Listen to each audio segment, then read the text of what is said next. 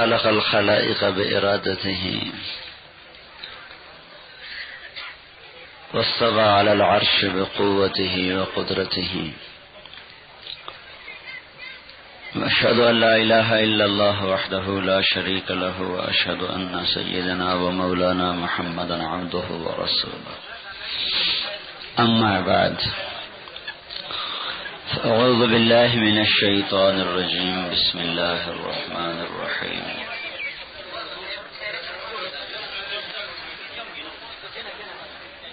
إن لك في النهار سبحا طويلا واذكر اسم ربك وتبتل إليه تبتيلا رب المشرق والمغرب لا إله إلا هو فاتخذه وكيلا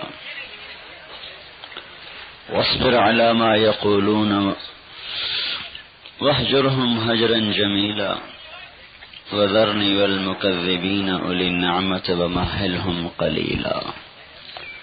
وقال النبي صلى الله تعالى عليه وسلم بعثت أنا والساعة كهاتين. وقال النبي صلى الله تعالى عليه وسلم لا تقوم الساعة حتى لا يقال في الأرض الله الله أو كما قال صلی اللہ تعالی علیہ وسلم. میرے بھائیوں اور دوستوں، آپ حضرات بھی بڑی دھوپ میں بیٹھے ہوئے ہیں، مشقت سے تشریف لائے ہیں. میں بھی بہت سخت تھکا ہوا ہوں. تو مجھ سے بولا بھی نہیں جا رہا، اتنی تھکاوٹ ہے مجھے. ہمارے ساتھیوں نے طے کر دیا تھا بھائی ادھر بھی آ کے بات کرنی ہے، اس لیے آنا بھی مجبوری تھا.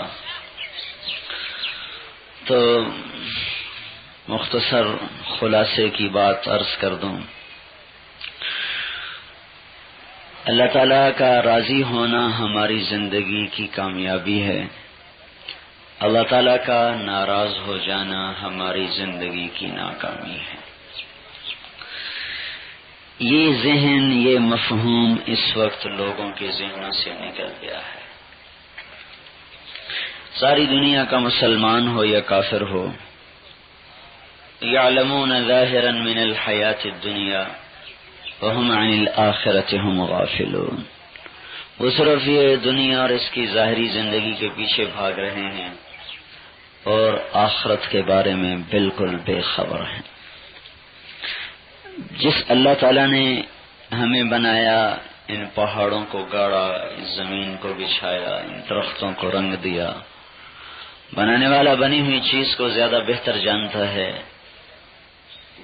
اس نے بتایا کہ یہ ساری دنیا یہ اس طرح ہے کسراب بقیۃ یحسبہ الظمآن ماء حتی اذا جاءہ لم یجدہ شیئا. کبھی سڑک پہ دھوپ پڑتی ہے تو پانی نظر آتا ہے، قریب جاتے ہیں تو پانی آگے چلا جاتا ہے. تو سڑک تھی، پانی تو تھا ہی نہیں.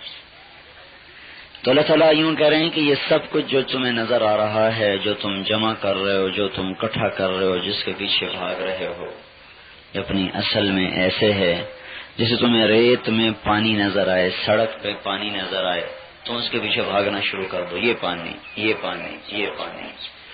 تو بھاگتے بھی رہتے ہو، بھاگتے بھی رہتے ہو، پانی بھی ہاتھ میں نہیں آتا.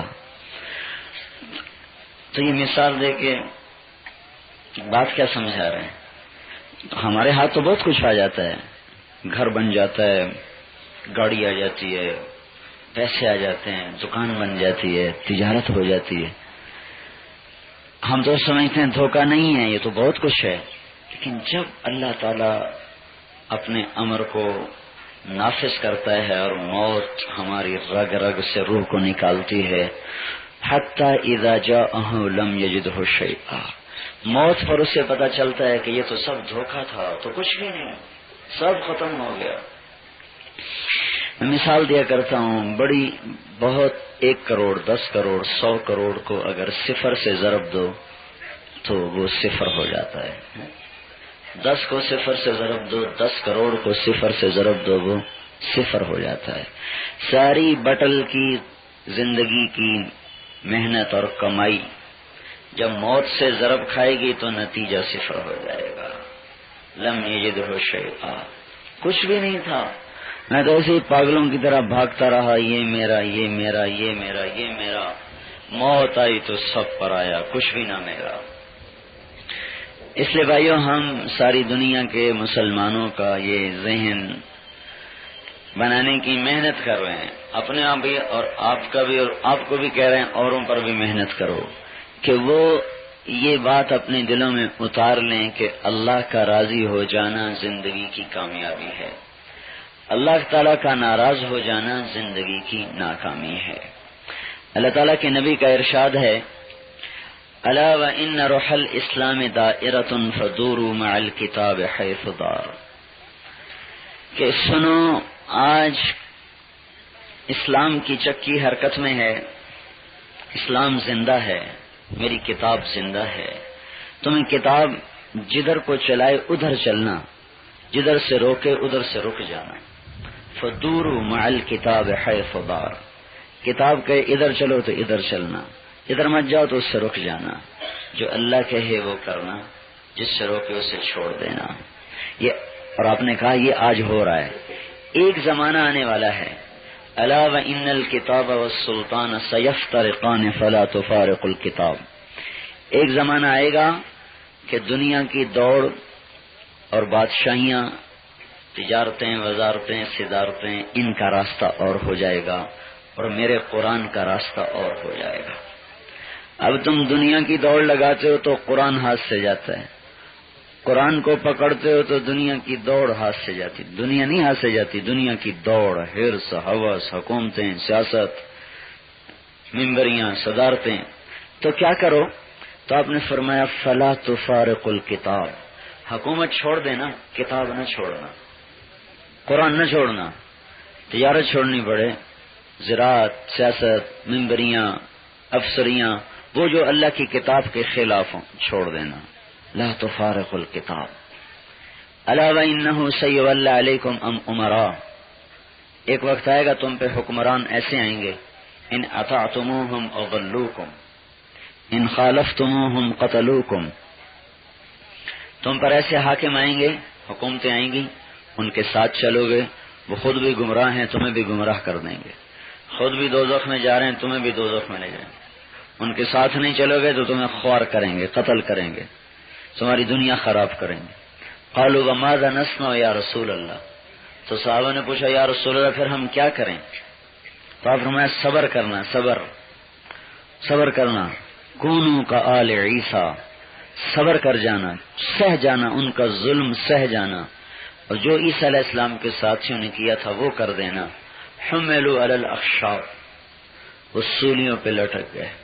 ونشروا بالمناشیر، وہ آروں سے چیر دیے گئے.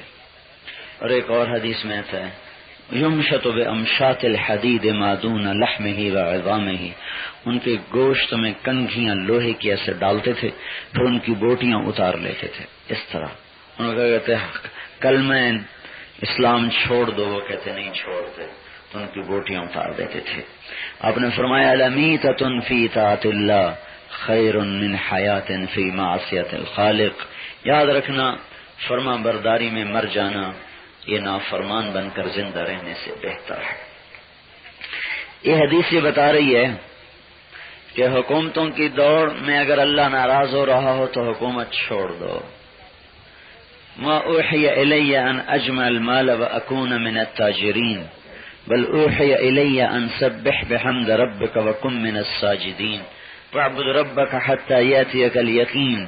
یہ حدیث یہ بتا رہی ہے کہ وہ تجارت جو تمہیں اللہ اس کے رسول کے حکموں کے خلاف لے چلے، وہ تجارت چھوڑ دینا، سود چھوڑ دینا، جھوٹ چھوڑ دینا، ناپ تول کی کمی چھوڑ دینا، بددیانتی چھوڑ دینا. یہ تجارت نہیں ہے، یہ دوزخ کی آگ ہے جو کوئی اکٹھا کرتا ہے. تو میرے بھائیو، اللہ کو راضی کرنا اپنی زندگی کا کام بناؤ. اللہ راضی ہو گیا تو سارے کام بن گئے، اللہ تعالیٰ ناراض ہو گیا تو یہ جہان میں کچھ دن اللہ دے دیتا ہے، کچھ وقت کے لیے مل جاتا ہے، اللہ کافر کو بھی دیتا ہے، مسلمان کو بھی دیتا ہے، لیکن موت کے بعد بہت بڑی تباہی آنے والی ہے جس کو انسان برداشت نہیں کر سکتا۔ یا ابن آدم لا تتحمل سخطی ولا تطیق عذابی فتعصینی، میرے بندے میری نافرمانی کرنے سے پہلے سوچ لینا کہ تم میں طاقت نہیں کہ تیرا جسم یہ آگ برداشت کر سکے، اور تم میں طاقت نہیں کہ میرے غصے کو برداشت کر سکے۔ گانے سننے سے پہلے سوچ لینا اس میں دوزخ کا پگھلا ہوا سیسا ڈالا جائے گا۔ کسی کی بیٹی کو نظر اٹھانے سے پہلے سوچ لینا اس میں آگ کے کیل اتار دیے جائیں گے۔ سود کھانے سے پہلے سوچ لینا پیٹ کے اندر سانپ اور بچھو ڈال دیے جائیں گے، پیٹ کے اندر سانپ چلے جائیں گے، اندر بچھو چلے جائیں گے جو سود کھانے والے کو اندر سے کاٹیں گے۔ وہ باہر سے کاٹتا ہے تو 40 سال انسان تڑپتا رہتا ہے، اور جس کو پیٹ کے اندر سانپ چلا جائے گا، بچھو چلا جائے گا، اور اس کا پیٹ ہوگا جیسے یہ پہاڑ ہے، ایسے بڑا اس کا پیٹ ہوگا، اور اس سانپوں سے بھرا ہوا ہوگا اندر، اور بچھوؤں سے بھرا ہوا ہوگا، اور اس کو کاٹے گا اور اس کو بچانے والا کوئی نہیں ہوگا۔ تو اللہ تعالیٰ فرماتے ہیں کہ میری ناراضگی، میری نافرمانی کرنے سے پہلے سوچ لینا کہ آنا تم نے میرے پاس ہی ہے۔ وَلَا تَحْسَبَنَّ اللَّهَ غَافِلًا عَمَّا يَعْمَلُ الظَّالِمُونَ، ان سے کہہ دو میں غافل نہیں ہوں۔ کن سے؟ نافرمانوں سے۔ تو اللہ پکڑتا کیوں نہیں؟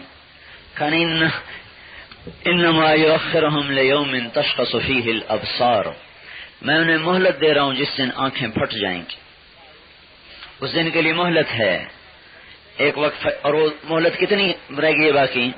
انہم یرونہ بعیدا ونراہ قریبا، یہ کہہ رہے ہیں ابھی بڑی دور ہے، ہم کہہ رہے ہیں قریب آ چکا ہے۔ ازفت الازفہ، وہ یوں سر پر آ چکا ہے۔ انذرہم یوم الازفہ انذرہم یوم الحسرہ، ازفت الازفہ لیس لہا من دون اللہ کاشفہ، وہ وقت آ چکا ہے اور بہت زیادہ دور بھی نہیں ہے۔ ہمارے نبی نے کہا میں اور قیامت اس طرح بھیجے گئے ہیں، اس طرح بھیجے گئے ہیں۔ تو اس دن کے لیے اللہ مہلت دیتا ہے، اور نیک کا امتحان لیتا ہے، کافر کو مہلت دیتا ہے۔ ایک حدیث بڑے زمانے بعد یاد آئی، یقول البلاء کل یوم الی این اتوجہ یا ربی، مصیبت اللہ سے صبح اٹھتے ہی پوچھتی ہے یا اللہ میں آج کہاں جاؤں؟ تو اللہ کہتے ہیں اولی طاعتی الی احبائی و اولی طاعتی، جا دیکھ لے جو جو میرے دوست ہیں، میرے فرما بردار ہیں، ان کے گھر چلی جا۔ مصیبت کو اللہ کہہ رہے ہیں کیوں کہ ابلو بکی اخبارہم، دیکھوں گا پکے کے کچے، اختبر بکی صبرہم، ان کے صبر کا امتحان لوں گا، امحص بکی ذنوبہم، ان کے گناہوں سے ان کو پاک کر دوں گا تھوڑی سی تکلیف دے کر، ارفع بکی درجتہم، ان کے درجے جنت میں بلند کر دوں گا۔ یقول الرخاء کل یوم، مال دولت پوچھتا ہے یا اللہ میں کہاں جاؤں روزانہ صبح؟ اللہ فرماتا ہے الی اعدائی و اولی معصیتی، جا میرے دشمنوں کے گھر چلے جاؤ۔ یہ دشمنوں کے گھر کیوں؟ کا ازید بذالک طغیانہم، ان کی بدماشی اور بڑھے گی، اضاعف بذالک عذابہم، ان کا عذاب بھی دگنا ہوتا چلا جائے گا، اکثر بک علی غفلتہم، ان کی غفلت بڑھتی چلی جائے گی، وعجل لک بہم، اور ان کی کوئی اگر نیکی ہے تو اس کا بدلہ انہیں دنیا میں مل جائے گا اور آگے ختم ہو جائیں گے۔ لیس لہم فی الآخرۃ الا النار، آگے دوزخ کی آگ کے سوا ان کے لیے کچھ باقی نہیں بچے گا۔ تو یہ اللہ کا امتحان کا گھر ہے بھائیو، یہاں کبھی اچھے سولی پہ لٹکا دیے جاتے ہیں اور بروں کو تخت دے دیا جاتا ہے، کبھی اچھوں کو تخت پہ بٹھا دیا جاتا ہے، بروں کو لٹکا دیا جاتا ہے۔ اللہ تعالیٰ باطل کو پکڑے اور ایمان والوں کو اونچا کرے، اس کا ایک ضابطہ اللہ نے بتایا ہے، انتم الاعلون ان کنتم مؤمنین، ایمان اچھا کرو، اللہ کو راضی کرو، اللہ تعالیٰ فرماتے ہیں تم ہی سب سے اونچے ہو گئے، اللہ تمہیں سب سے اونچا کر دے گا۔ کب؟ جب تمہارا ایمان ٹھیک ہو جائے گا، جب تمہارا عمل ٹھیک ہو جائے گا، جب تم اللہ کو راضی کرو گے اللہ تمہیں بلند کر دے گا۔ وَكَانَ حَقًّا عَلَيْنَا نَصْرُ الْمُؤْمِنِينَ، جب تم ایمان والے ہوگے تو میرے ذمہ ہوگا تمہاری مدد کرنا۔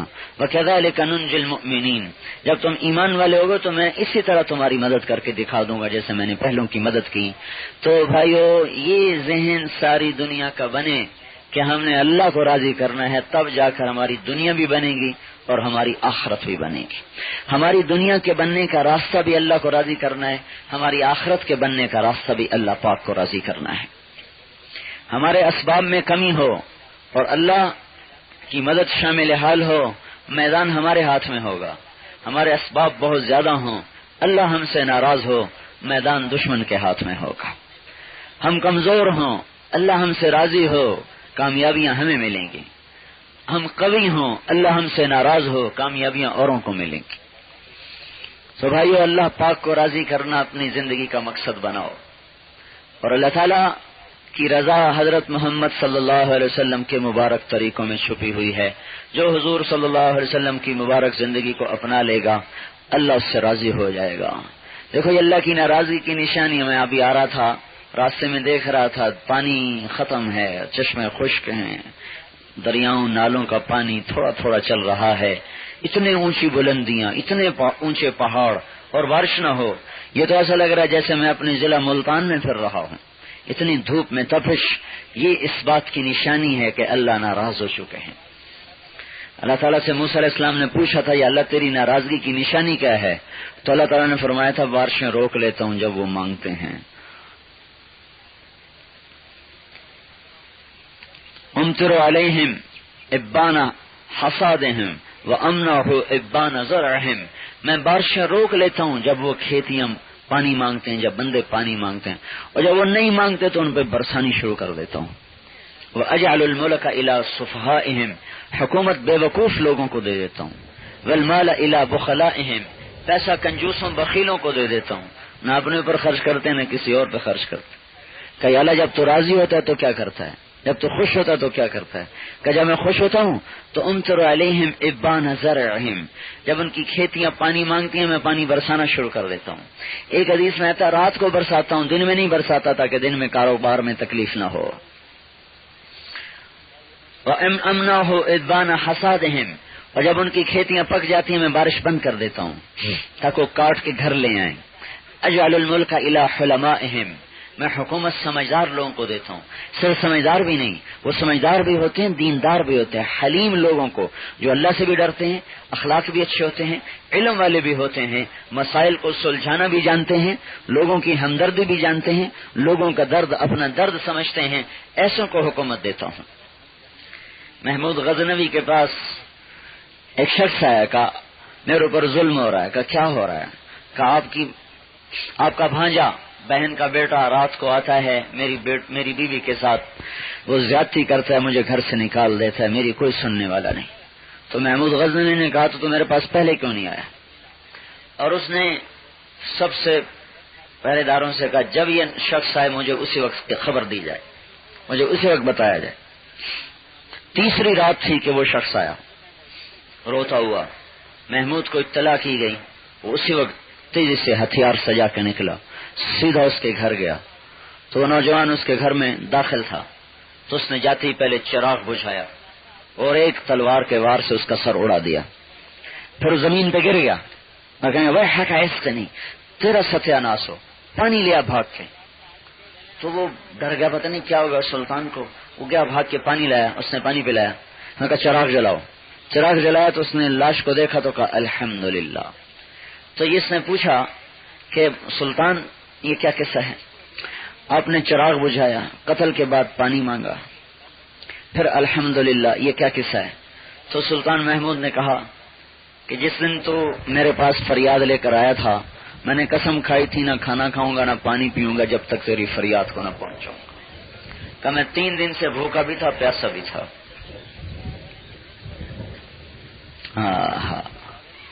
اجعل الملک الی حلمائہم، اب تو خالی کہانیاں سنانے کے رہ گئے ہیں، جیسے ہم ویسے ہماری حکومتیں، اس میں کیا گلا ہے؟ ہم چھوٹے ظالم و بڑے ظالم، چھوٹے ظالم پہ بڑا ظالم ضرور آئے گا، ضرور آئے گا۔ اور چراغ میں نے اس لیے بجھایا کہ اگر میری بہن کا بیٹا ہے تو کہیں میں تلوار اپنی صحیح استعمال نہ کر سکوں اور رشتہ داری کی وجہ سے میرا ہاتھ نہ ہل جائے۔ اور الحمدللہ میں نے اس لیے کہی ہے کہ میرے خاندان کا ہی نہیں ہے، میری بہن کا بیٹا تو دور کی بات ہے، کوئی اور ہے جو میرا نام استعمال کر کے تجھ پر ظلم کر رہا تھا۔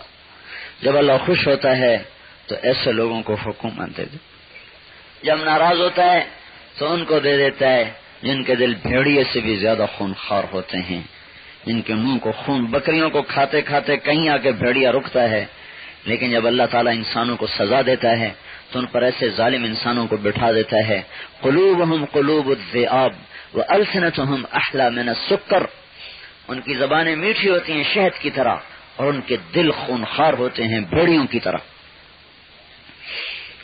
اور جب خوش ہوتا ہے تو پھر حکومت اہلوں کو دیتا ہے، سمجھداروں کو دیتا ہے، حلیم کو دیتا ہے، اللہ سے ڈرنے والوں کے ہاتھ میں لگام دیتا ہے۔ یہ الیکشنوں سے حکومت نہیں آتی، اللہ کے فیصلے ہوتے ہیں، اس کو لاؤ۔ چنگیز خان نے جب سمرقند پر حملہ کیا، پہلا شہر جو چنگیز خان نے فتح کیا 610 ہجری میں، تو اس نے کہا لوگوں جس اللہ کو مانتے ہو اسی کا بھیجا ہوا عذاب آیا ہوں، جس اللہ کو مانتے ہو اسی کا عذاب آیا ہوں۔ 40 سال میں کوئی 60-70 شہر ایسے زمین سے مٹ گئے جس میں ایک ایک کی آبادی 15 سے 20 لاکھ، 5 لاکھ سے 20 لاکھ تھی۔ ایک بغداد میں 15 لاکھ انسان قتل کیے گئے، صرف بغداد شہر میں 656 ہجری میں 15 لاکھ انسان قتل ہوئے۔ بھائیو اللہ کو مناؤ، اگر اپنا کام ٹھیک کرنا ہے اللہ کو مناؤ۔ یہ جا کے ایک ایک مسلمان کو بات سمجھانی، یہ ہے تبلیغ کا کام۔ اور اللہ کا راضی ہونا بڑا آسان، حضرت محمد صلی اللہ علیہ وسلم کا مبارک طریقہ آ جائے، مردوں میں آ جائے، عورتوں میں آ جائے، بادشاہوں میں آ جائے، وزیروں میں آ جائے، سیاستدانوں میں آ جائے، حکمرانوں میں آ جائے، تاجروں میں آ جائے، زمینداروں میں آ جائے، حضور کے طریقے والی تجارت ہو۔ اسلام اور بخل کا کوئی جوڑ نہیں، اسلام اور ظلم کا کوئی جوڑ نہیں، سود لینے والا، اس لیے اللہ اس کے خلاف اعلان جنگ کرتا ہے۔ دیکھو نماز چھوڑنا بڑا گناہ ہے، سود کھانا نماز چھوڑنے کے مقابلے میں چھوٹا گناہ ہے، قتل کرنا بڑا گناہ ہے اور سود کھانا اس کے مقابلے میں چھوٹا گناہ ہے، زنا کرنا بڑا گناہ ہے، لواطت اتنا بڑا گناہ ہے کہ جب مرد سے شہوت پوری کرتا ہے تو یہ پہاڑ کانپنے لگتے ہیں کہ اب عذاب آیا، اب عذاب آیا، اور فرشتے ڈر کے آسمانوں پہ چلے جاتے ہیں کہ اب اس بستی کو اللہ کے عذاب سے کوئی نہیں بچا سکتا۔ سود کے خلاف اللہ کا اعلان جنگ ہے، سود کے خلاف اس لیے اعلان جنگ ہے کہ اللہ کے بندوں کا اس میں خون چوس لیا جاتا ہے اور اللہ کو اپنے بندوں سے پیار ہے۔ زنا کیا دو اس میں آئے، لواطت میں 2 آئے، جھوٹ میں ایک شخص نے جھوٹ بولا، ماں باپ کی نافرمانی ایک نے کی، نماز نہیں پڑھی ایک نے، روزہ نہیں رکھا ایک نے، قتل کیا ایک نے۔ جو سود کھانے والا ہوتا ہے وہ ہزاروں گھروں کے چراغ بجھا دیتا ہے، وہ ہزاروں کے بیٹوں کے منہ سے نوالے چھین لیتا ہے۔ اس لیے اللہ کا اعلان جنگ ہے ان کے خلاف۔ تو تجارت تو ہو پر حضور والے طریقے کی ہو۔ حضور والے طریقے کی تجارت کیا ہے؟ اپنے نفع کے ساتھ مسلمان گاہک کی خیر خائی بھی مانگو، گاہک کی بھی خیر خائی چاہو۔ جریر ابن عبداللہ رضی اللہ تعالیٰ عنہ نے گھوڑا خریدا، نوکر سے کا خرید کے لا، وہ لے کے آیا، جب 300 روپے میں سودا ہو گیا، جب گھوڑے کو دیکھا تو گھوڑا مہنگا تھا، مالک کو خود پتہ نہیں اپنی چیز کی قیمت کا، تو وہ مالک سے کہنے لگے تیرے گھوڑے کے 400 روپے تجھے دے دوں، 400 درہم۔ کہنے لگا جی بڑی اچھی بات ہے۔ کہا اگر 500 کر دوں؟ کہا یہ اس سے بھی اچھی بات ہے۔ کہا 600 کر دوں؟ کہا یہ اس سے بھی اچھی بات ہے۔ کہا 700 کر دوں؟ اب جو بیچنے والا تھا وہ چکر میں پڑ گیا کہ یہ کیا ہو رہا ہے، کبھی خریدار نے بھی قیمت بڑھائی، یہ جو دکاندار بیٹھے ہیں کبھی انہوں نے بھی سودا دیتے ہوئے یہ کیا کرتے ہیں، قیمت بڑھاتے ہیں، اور جو لینے والا ہوتا ہے وہ کیا کرتا ہے، وہ قیمت گھٹاتا ہے، گھٹاؤ وہ کہتا نہیں، وہ کہتا گھٹاؤ وہ کہتا نہیں، یہاں الٹا ہو رہا ہے، خریدنے والا قیمت بڑھا رہا ہے، بیچنے والا حیران ہو کے سن رہا ہے۔ پھر کہنے لگا 800 دے دوں؟ وہ کہنے لگا میں تو 300 پہ بھی راضی تھا۔ کہنے لگا 800 دے دو، گھوڑا رکھ لو۔ جب وہ چلا گیا تو ان کے نوکر نے کہا غلام نے یہ کیا کیا، میں تو 300 میں پکا سودا کر کے آیا، یہ 500 کس خوشی میں دیے ہیں، یہ 400 میں آیا۔ ارشاد فرمایا اس کا گھوڑا 800 کا تھا، میں 300 میں رکھ کے اللہ کو کیا جواب دیتا۔ جبکہ میں نے اللہ کے نبی کے ساتھ وعدہ کیا تھا جب تک زندہ رہوں گا مسلمان کی خیر خواہی چاہوں گا. تو یہ تجارت بٹل میں ہو رہی ہے، بڈگرام میں ہو رہی ہے، شنکاری میں ہو رہی ہے، مانسیرا میں ہو رہی ہے، پورے پاکستان میں کوئی یہ تجارت کر رہا ہے. آنے والے کی خیر خواہی چاہنا، یہ وہ تاجر ہے جس کا حشر اللہ کے نبی کے ساتھ ہوگا، صدیقین اور شہداء کے ساتھ ہوگا. تو ہر مسلمان حضرت محمد صلی اللہ علیہ وسلم والے طریقے کو اپنا کر چلے. اس کو لے کر دنیا میں پھرنا، یہ ہے میرے بھائیو اس امت کی اضافی ذمہ داری جو اللہ تعالیٰ نے اس کو عطا فرمائی ہے کہ ہم اگر اللہ کی مدد کو لینا چاہتے ہیں تو اس کے لیے طریقہ حضور پاک صلی اللہ تعالی وسلم کا ضروری ہے. سب سے پہلا مارکا جس میں حق و باطل ٹکرائے وہ بدر ہے. بدر اسلام کا ایک بنیادی ایک سنگ میل ہے، سنگ میل جہاں سے اسلام کی تاریخ بنی. ایک طرف پوری مسلح فوج کھڑی ہوئی ہے، 1000 آدمی ہیں جن میں 300 گھوڑ سوار ہیں، 700 تلوار والے ہیں، باقی نیزے والے ہیں. ادھر کون کھڑے ہیں؟ 313 آدمی کھڑے ہیں. یہ 313 بغیر تیاری کے نکلے ہیں، لڑائی کے ارادے سے نہ ذہنی طور پہ تیار ہیں نہ ہتھیار ہیں. سارے لشکر میں 8 تلواریں، 700 تلوار اور 8 تلوار، کیا مقابلے؟ 300 گھوڑ سوار، 2 گھوڑ سوار، کیا مقابلہ ہے؟ 60 اونٹنیاں. یہ کل سامان جنگ ہے بدر کی لڑائی کا، کل سامان جنگ. اور 1000 مسلح ہے اس زمانے کے سارے ہتھیاروں کے ساتھ. اور اللہ تعالیٰ کا نبی سجدے میں پڑا ہوا ہے، ان تہلک هذه العصابة فلن تعبد، ان کو تو نے مار دیا تو پھر تیرا نام لینے والا کوئی نہیں رہے گا. یہ الفاظ بدر کے صحابہ کی عظمت کو بتاتے ہیں کہ اللہ کا نبی ان کو اتنا اونچا مقام دے رہا ہے کہ اگر یہ مٹ گئے تو پھر تیرا نام بھی دنیا سے مٹ جائے گا. یہ ایسے بنیادی لوگ تھے. اور اس دن جو روئے ہیں اور اللہ سے مانگا ہے، کچھ بھی نہیں ہاتھ میں، اور ادھر سب نے بھی مانگا، اذ تستغیثون ربکم فاستجاب لکم، سب مانگ رہے یا اللہ تو ہی کرے گا، تو ہی کرے گا. تو اللہ تعالیٰ نے کہا لبیک، اللہ نے کہا لبیک انی ممدکم بألف من الملائکۃ مردفین، میرے 1000 فرشتے آ رہے ہیں. کافر 1000، فرشتے بھی 1000. دوسری مدد آئی.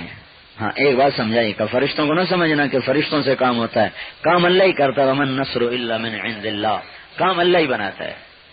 دوسری مدد آئی، اذ یغشیکم النعاس امنۃ منہ، اللہ نے نیند دے دی، سب سو گئے، تھکے ہوئے تھے سو گئے، تھکاوٹ دور ہو. یہ کیا ہو رہا ہے؟ چھوڑ دو بھائی. تو تیسری مدد کیا آئی؟ ایک تو اللہ تعالیٰ نے فرشتے بھیجے، دوسرا اللہ تعالیٰ نے نیند اتار دی. وَيُنَزِّلُ عَلَيْكُم مِّنَ السَّمَاءِ مَاءً، اللہ نے بارش کر دی. لِيُطَهِّرَكُم بِهِ وَيُذْهِبَ عَنكُم الرِّجْسَ الشَّيْطَانَ وَلِيَرْبِطَ عَلَىٰ قُلُوبِكُم. باقی حاصل کرو، شیطان کے وسوسے دور ہو گئے اور استقامت ہو گئی، قدم جم گئے اور اللہ تعالیٰ نے دلوں کو مضبوط کر دیا. پھر پانچویں مدد کیا آئی کہ اللہ نے فرشتوں کو لڑنے کا حکم دے دیا. فرشتے آتے تو تھے، ہمیشہ لڑتے نہیں تھے. جنگ بدر میں فرشتے لڑے ہیں آ کے، یہ پہلی جنگ تھی جس میں فرشتوں نے آ کے لڑائی کی. اور اللہ نے ان کو بتایا کہ فَاضْرِبُوا فَوْقَ الْأَعْنَاقِ وَاضْرِبُوا مِنْهُمْ كُلَّ بَنَانٍ، ان کی گردنیں کاٹنا، ان کے ہاتھ کاٹنا. تو کہاں 313، کہاں 1000. جب لشکر آمنے سامنے ہونے لگے تو ایک ہوا چلی، جیسے ابھی ہوا آپ کو محسوس ہوئی، ایک زور سے ہوا آئی. حضرت علی نے پوچھا یا رسول اللہ یہ ہوا کیسی ہے؟ آپ نے کہا جبریل آ گئے فرشتوں کے ساتھ. پھر ایک دوسری ہوا چلی، پھر حضرت علی نے پوچھا یا رسول اللہ یہ کیا ہے؟ تو آپ نے کہا میکائیل آ گئے فرشتوں کے ساتھ. اللہ تعالیٰ نے منٹوں میں 5 پلٹ کے دکھا دیا. اللہ کی مدد کو ساتھ لیے بغیر بھائیوں نہ ہم دنیا کے ہیں نہ ہم آخرت کے ہیں. اور اللہ کی مدد کو لینے کے لیے راستہ حضرت محمد صلی اللہ تعالی علیہ وسلم کی پاکیزہ اور مبارک زندگی ہے. آپ کو اللہ تعالیٰ نے قیامت تک کے لیے ساری دنیا کے انسانوں کا نبی اور رسول بنا کے بھیجا ہے. لہذا اللہ تعالیٰ نے آپ کو سب سے جدا بنایا، سب سے اعلیٰ بنایا، سب سے افضل بنایا. ابھی آپ بچے تھے، حضرت عباس فرماتے ہیں یا رسول اللہ مجھے آپ کے بچپن میں پتہ چل گیا تھا آپ کی بڑی شان ہے، آپ نے کہا وہ کیسے؟ کہ آپ چارپائی پہ لیٹے تھے، جیسے بچہ یوں یوں ہاتھ مارتا ہے، پاؤں مارتا ہے، ٹانگیں چلاتا ہے، ہاتھ چلاتا ہے. تو کہا جب ایسے اوپر 14ویں کا چاند تھا، کبھی ہاتھ مارتے مارتے آپ کا ہاتھ یوں اوپر جاتا تو آپ کے ہاتھ کے ساتھ ہی چاند بھی یوں ہو جاتا تھا. پھر آپ یوں کرتے تھے، چاند یوں ہو جاتا تھا. آپ کی حرکت سے چاند حرکت کر رہا تھا. تو آپ نے فرمایا کان القمر یناغینی ویحاکینی ویمنعنی من البکا، چاند مجھ سے باتیں کرتا تھا، میرا دل لگاتا تھا، مجھے کہانیاں سناتا تھا. یحاکینی، چاند مجھے کہانیاں سناتا تھا. جس کو آسمان کا چاند اس کے پنگھوڑے میں لوریاں دے اور کہانیاں سنائے، وہ کتنی اونچی شان والا نبی ہوگا. تو ہم کہتے ہیں ہر مسلمان اس عظیم الشان نبی پاک صلی اللہ تعالی علیہ وسلم کے مبارک طریقے پر آ جائے، جس کو اللہ تعالیٰ نے ساری دنیا کی سرداری عطا فرمائے. سید ولد آدم یوم القیامت ولا فخرا، کہ میں ساری دنیا کے انسانوں کا سردار ہوں. اللہ نے ہر نبی کو اس کے نام سے پکارا ہے، یا داؤد، یا موسیٰ، یا عیسیٰ، یا آدم، یا یحییٰ، یا زکریا، یا ابراہیم، یا نوح، یہ سب کے نام لیے ہیں، یا عیسیٰ ابن مریم. لیکن اپنے نبی کو ایک جگہ بھی اللہ تعالیٰ نے یا محمد نہیں کہا، جیسے ہم اپنی زبان میں کہتے ہیں خان صاحب، سردار صاحب، وکیل صاحب، آئی جی صاحب، مولانا صاحب، حافظ صاحب، قاضی صاحب. ہم بھی اپنے بڑوں کو لقب سے پکارتے ہیں، نام سے نہیں پکارتے. اللہ نے اور نبیوں کو نام سے پکارا، اپنے نبی کو ایک جگہ بھی یا محمد نہیں کہا، بلکہ ہر جگہ کا اے میرے نبی، اے میرے رسول، اے مزمل، اے مدثر. یہ اللہ تعالیٰ نے آپ کو عزت کے ساتھ پکارا ہے. پھر بعض لوگ آ کر کہتے یا محمد، تو اللہ تعالیٰ نے ڈانٹ پھیلائی، کوئی میرے نبی کا نام نہ لے. لا تجعلوا دعاء الرسول بینکم کدعاء بعضکم بعضا، تم میں سے کوئی بھی میرے نبی کا نام نہ لیا کرے، بلکہ ہمیشہ اس کو اس کے مبارک لقب سے پکارے. یا رسول اللہ کہو، یا نبی اللہ کہو. نام نہیں لے سکتے، یہ اللہ نے احترام دیا اپنے نبی کا. تو بھائی ہم تو اس سے زیادہ حقدار ہیں کہ اپنے نبی کی عزت کریں اور اس کے طریقوں پر چلیں. تو وہ اللہ جو زمین آسمان کا بادشاہ ہے، جس کی بادشاہی کو زوال نہیں، جب وہ فیصلے کرتا ہے تو کوئی ہٹا نہیں سکتا، جب وہ بچاتا ہے تو کوئی مٹا نہیں سکتا، جب وہ مارتا ہے تو کوئی بچا نہیں سکتا، جب وہ بچانے پہ آتا ہے تو چھری ابراہیم کے ہاتھ میں ہو یا فرعون کے ہاتھ میں ہو، ایک خلیل اللہ ہے اور ایک سب سے بڑا دشمن ہے. لیکن جب اللہ حفاظت کا نظام چلاتا ہے تو فرعون کی چھری موسیٰ کو نہیں کاٹ سکتی اور خلیل اللہ کی چھری اسماعیل کو نہیں کاٹ سکتی، چونکہ اللہ کے بچانے کا حکم آ گیا ہے. تو ہم اللہ کو اپنا ساتھی بنا لیں گے. اللہ تو آ جا، اپنے محبوب کی امت کو سنبھال لے، ہمارا مسئلہ ہی حل ہو جائے گا. اور اللہ کو ساتھ لینے کے لیے میں بار بار ایک ہی چیز کو دہرا رہا ہوں، حضرت محمد صلی اللہ علیہ وسلم کی عزت والی زندگی کو اپناؤ، اس کی مبارک سنت اور طریقوں کو اپناؤ. اللہ تعالیٰ نے اس کو قیامت تک کے لیے نبی بنایا ہے. اور پتھر بھی آپ پتھر کے پاس سے بھی گزرتے تھے تو پتھر بھی کہتا تھا السلام علیکہ یا رسول اللہ. پتھروں کو بھی پتا چلتا تھا کہ یہ اللہ کا رسول ہے. بے جان چیزوں کو درخت کے پاس سے گزرتے، درخت کہتا السلام علیکہ یا رسول اللہ. اللہ تعالیٰ نے آپ کو اتنا اونچا مقام بخشا ہے. پتھروں پہاڑوں کو خبر تھی. احد پہاڑ کے ساتھ آپ نے ٹیک لگائی تو جیسے آپ نے یہ نرم گدا پیچھے رکھا ہوا ہے، وہ پہاڑ کا پتھر ہی نرم گدے میں تبدیل ہو گیا جب آپ نے ایسے ٹیک لگائی. اور اس پتھر کو بھی پتا تھا کہ اللہ کے رسول زخمی ہیں اور انہیں اس وقت آرام کی ضرورت ہے. بے جان چیزیں بھی آپ کی نبوت کو محسوس کرتی تھیں. ایسے عظیم الشان رسالت کے مقام پر اللہ تعالیٰ نے اپنے حبیب کو فائز فرمایا اور ان کو یہ اتنا اونچا مقام بخشا. تو ہم ہر مسلمان حضرت محمد صلی اللہ تبارک و تعالی علیہ وسلم کا امتی بنے، طریقوں پر چلیں. آپ مینا کی وادی میں اونٹ ذبح کر رہے تھے، ہم اپنے گھر کی مرغی پکڑیں تو ہاتھ میں نہیں آتی، گھر میں پلی بکری پکڑیں تو شور مچاتی ہے. 100 اونٹ کچھ یمن سے آئے، کچھ دائیں بائیں سے خریدے گئے، وہ آپ کے لیے ہاتھ سامنے لائے گئے قربانی کرنے کے لیے. 5 اونٹ آگے آتے تھے، ایک اونٹ آگے حضور کے سامنے کھڑا کیا جاتا، آپ کھڑے کھڑے اس کو ذبح کرتے. اونٹ کو کھڑے کھڑے ذبح کرنے کا بھی طریقہ، اس کو یوں گردن میں سیدھا برچھا مارا جائے اس طرح. تو آپ نے سب کھڑے ذبح کیے. جب آپ یوں برچھا مارنے کے لیے اٹھاتے تھے تو جو پیچھے 4 اونٹ ہوتے تھے وہ آپس میں لڑنا شروع کر دیتے کہ مجھے آگے جانے دو، دوسرا کہتا مجھے آگے جانے دو. اونٹوں میں لڑائی ہو رہی، پیچھے بھاگنے کی نہیں، آگے حضور کے ہاتھوں ذبح ہونے کے لیے لڑائی ہو رہی ہے. دیکھ رہے ہیں کہ جان جا رہی ہے، پھر بھی آگے بڑھ کر اللہ کے نبی کے ہاتھوں ذبح ہونا چاہتے ہیں. یہ بے زبان جانوروں کی محبت تھی اللہ تعالیٰ کے رسول کے ساتھ. ہم سب تو روح والے، ایمان والے، بولنے والے، عقل والے، ہم اگر اللہ کے رسول سے محبت نہ کریں تو بہت بڑی زیادتی اور بہت بڑا ظلم ہے. اس لیے میرے بھائیوں، ہم ہر حضرت محمد صلی اللہ تبارک و تعالی علیہ وسلم کی مبارک پاکیزہ زندگی کو اپنی زندگی بنائیں اور آپ ایسے آسان طریقے لے کر آئے کہ غریب بھی اسے اپنا سکتا ہے، مالدار بھی اپنا سکتا ہے۔ ایک شخص آ کے عرض کرتا ہے یا رسول اللہ میں چاہتا ہوں میری عزت سب سے زیادہ ہو جائے۔ کون نہیں چاہتا کہ اس کی عزت ہو، اس کا مقام ہو؟ یا رسول اللہ اريد ان اكون اکرم الناس، یا رسول اللہ میں چاہتا ہوں میری عزت ہو جائے، سب سے زیادہ ہو جائے۔ تو آپ نے کہا لا تشک من امرک شیئا الى الخلق تکن اکرم الناس، تو سوال کرنا چھوڑ دے، مخلوق کو بتانا چھوڑ دے میری کیا ضرورت ہے، اللہ کے سوا کسی کو نہ بتا تیری کیا حاجت ہے، اللہ تجھے سب سے زیادہ عزت دے دے گا۔ اس نے کہا یا رسول اللہ اريد ان يوسع علی رزقی، میں چاہتا ہوں میرا رزق زیادہ ہو جائے، میں نیچے پہاڑ میں رہتا ہوں، ادھر زندگی کا کاروبار کوئی نہیں، میں چاہتا ہوں میرا رزق زیادہ ہو جائے۔ تو آپ نے فرمایا ادم علی الطہارہ یوسع علیک رزقک، تو باوضو رہنا شروع کر دے اللہ تیرا رزق بڑھا دے گا۔ کتنا آسان کام۔ ان کا یا رسول اللہ اريد ان اكون اقوى الناس، میں چاہتا ہوں سب سے زیادہ طاقتور بن جاؤں۔ آپ نے کہا توکل علی اللہ تکن اقوى الناس، تو توکل سیکھ لے سب سے بڑا طاقتور بن جائے گا۔ اس نے کہا یا رسول اللہ میں چاہتا ہوں اريد اكون اغنى الناس، سب سے زیادہ مالدار ہو جاؤں۔ آپ نے فرمایا کن قانعا تکن اغنى الناس، تو قناعت اختیار کر لے سب سے بڑا غنی بن جائے گا۔ انہوں نے کہا یا رسول اللہ اريد ان اكون اعلم الناس، میں چاہتا ہوں سب سے زیادہ علم والا بن جاؤں۔ آپ نے کہا اتق اللہ تکن اعلم الناس، تو تقوی اختیار کر لے سب سے بڑا عالم بن جائے گا۔ اس نے کہا یا رسول اللہ اريد ان اكون اخص الناس، میں چاہتا ہوں میری خصوصیت قائم ہو جائے، یہ خصوصی آدمی خواص، یا رسول اللہ میں خواص بن جاؤں، خصوصی آدمی بن جاؤں اللہ کے دربار میں۔ آپ نے کہا اکثر من ذکر اللہ تکن من اخص الناس، اللہ کا ذکر کثرت سے کر، اللہ تجھے اپنے دربار میں خصوصیت نصیب فرما دے گا۔ انہوں نے کہا یا رسول اللہ اريد ان تستجاب دعوتی، میں چاہتا ہوں میری دعائیں قبول ہوں۔ آپ نے کہا اجتنب من اکل الحرام تستجب دعوتک، تو حرام کھانا چھوڑ دے اللہ تیری ہر دعا قبول کرے گا۔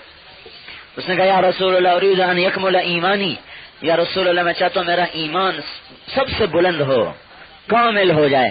آپ نے کہا حسن خلقک یکمل ایمانک، اپنے اخلاق اچھے کر لے تیرا ایمان مکمل ہو جائے گا۔ ایمان کا کمال کیا ہے؟ اچھے اخلاق۔ اچھے اخلاق کیا ہیں؟ تصل من قطعک، جو آپ سے توڑے اس سے جوڑو۔ اچھے اخلاق کیا ہیں؟ وتعطی من حرمک، جو آپ کا حق چھینے آپ اس کو اس کا حق ادا کرو۔ اچھے اخلاق کیا ہیں؟ تعفو عن من ظلمک، جو آپ پر ظلم کرے آپ اسے معاف کر دیں۔ یہ تین کام جو کرے گا اللہ کا نبی فرماتا ہے جنت الفردوس میں مجھ سے گھر لے لیں۔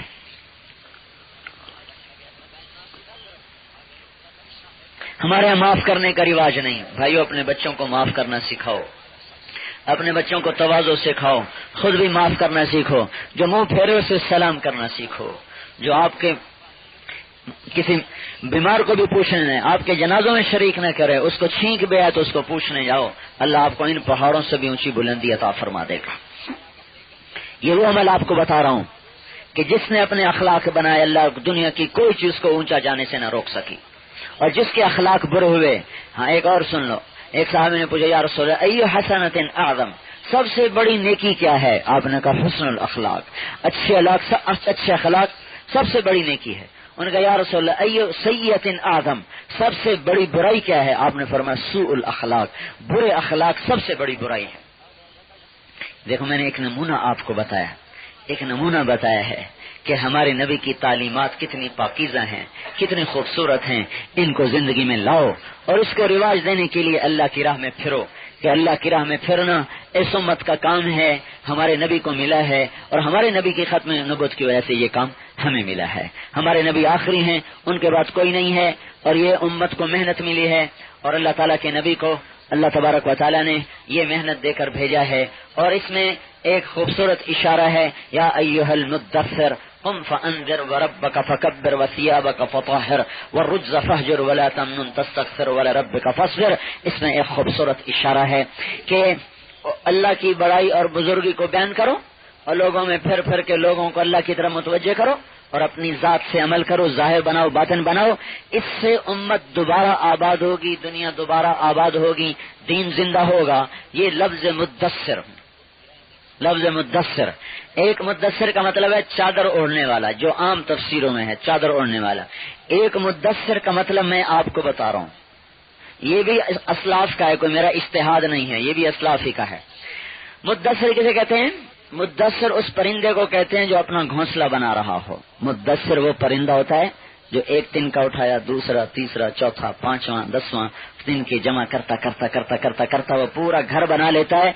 وہ پرندہ جو اپنے تنکے جمع کر کے اپنا گھر اور گھونسلہ بناتا ہے، اس پرندے کو مدثر کہتے ہیں، اور اس کے عمل کو تدثیر کہتے ہیں.